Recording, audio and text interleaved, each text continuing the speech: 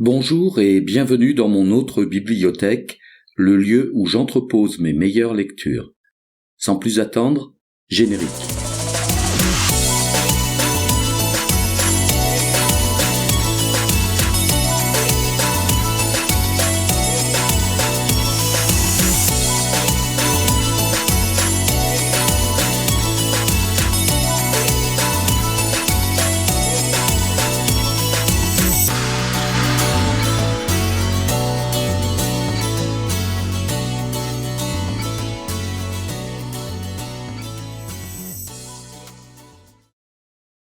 Aujourd'hui, j'ai extrait de mon autre bibliothèque un livre de Christophe Galfard, L'univers à portée de main, paru aux éditions Flammarion ainsi qu'en format de poche aux éditions J'ai lu.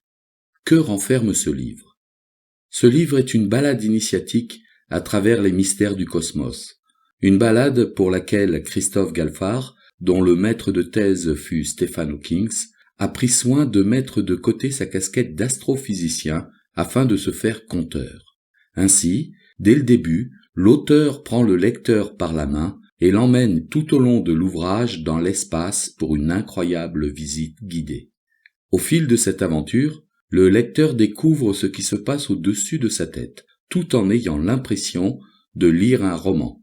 C'est là que réside le talent pédagogique de Christophe, parvenir à expliquer des phénomènes complexes sans aucun gargarisme scientifique. Mieux encore, il étend le voyage au-delà des frontières connues, invitant le lecteur à laisser vagabonder son imagination à propos des diverses spéculations théoriques. En refermant le livre, on se surprend à rêver d'étoiles et de planètes de la même manière qu'on le ferait en lisant un roman de Jules Verne. C'est une exploration fascinante qui invite chacun à s'émerveiller devant l'immensité de l'univers. J'ai aimé le langage simple et les analogies claires. J'ai particulièrement apprécié la narration captivante de l'auteur et j'ai aimé les questions philosophiques que l'ouvrage aborde, donnant ainsi une dimension réflexive à l'ensemble de l'ouvrage. Concernant les réserves éventuelles, il va de soi que ce livre ne s'adresse pas à un public en recherche d'équations mathématiques ou de calculs factoriels à x inconnus. C'est juste un excellent point de départ pour ceux qui s'intéressent à la science et à l'univers, et qui aiment aussi les histoires bien racontées.